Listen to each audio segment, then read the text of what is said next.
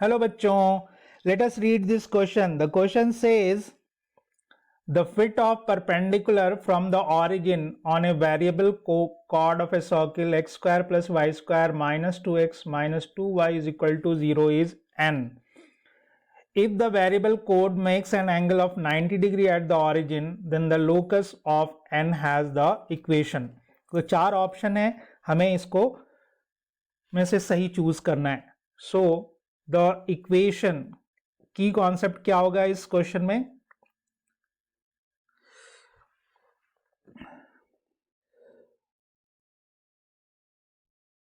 Circle having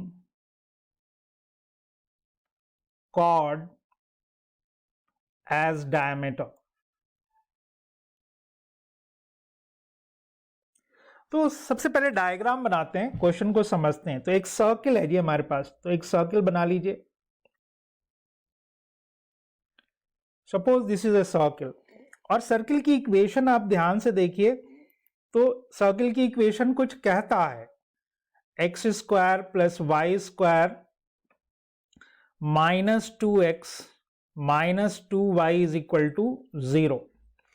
पहली चीज ये कहता है कि इसका सेंटर जो है वो 1,1 है. दूसरा कहता है कि इसका जो रेडियस है वो √2 है. और तीसरी बात कहता है कि सर्किल ऑरिजिन से ही पास कर रहा है. Circle passing through origin. तो ये तीन इंफॉर्मेशन हमें इसकी इक्वेशन से मिलती है. अब एक कोई वेरिएबल कॉर्ड है, तो मान लीजिए कि ये वेरिएबल कॉर्ड ए बी है.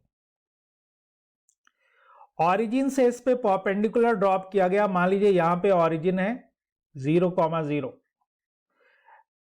तो जो फुट ऑफ परपेंडिकुलर है उसको कहा गया है n. This is n.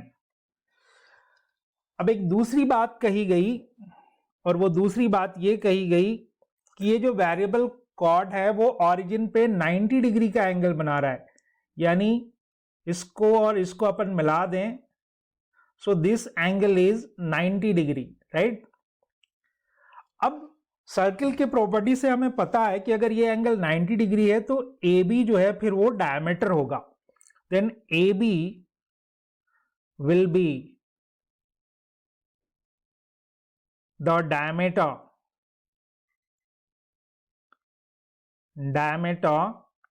of the circle. Diameter of the circle, right? तो सेंटर यहीं पे कहीं लाई करेगा. दैट मीन्स मान लीजिए सेंटर यहां है, that is 1,1.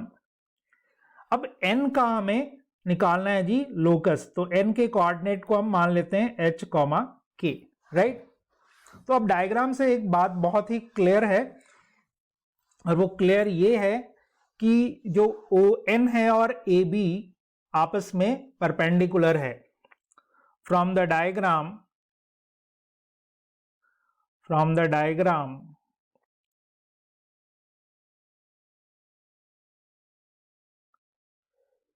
ON is perpendicular to AB.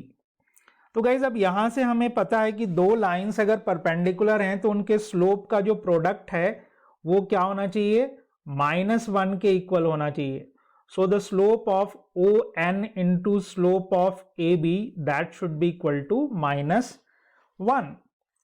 अब ON का slope y2 minus y1 upon x2 minus x1 that is k minus 0 upon h minus 0 into A B का स्लोप यहां भी वही लगाएंगे y2 minus y1.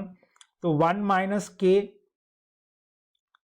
Upon 1 minus h that is equal to -1. तो multiply कर लीजिए. तो देखिए यहां आ जाएगा k माइनस के स्क्वायर, नीचे आ जाएगा h minus h square.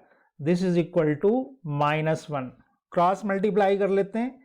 k minus k square is equal to minus h minus minus plus h square. तो सबको एक साइड कर लो, इधर ले आते हैं। तो एच स्क्वायर प्लस के स्क्वायर माइनस एच माइनस के दैट इज इक्वल टू 0। अब लोकस की इक्वेशन निकालनी है, तो h को अपन x से रिप्लेस कर देंगे और k को y से रिप्लेस कर देंगे।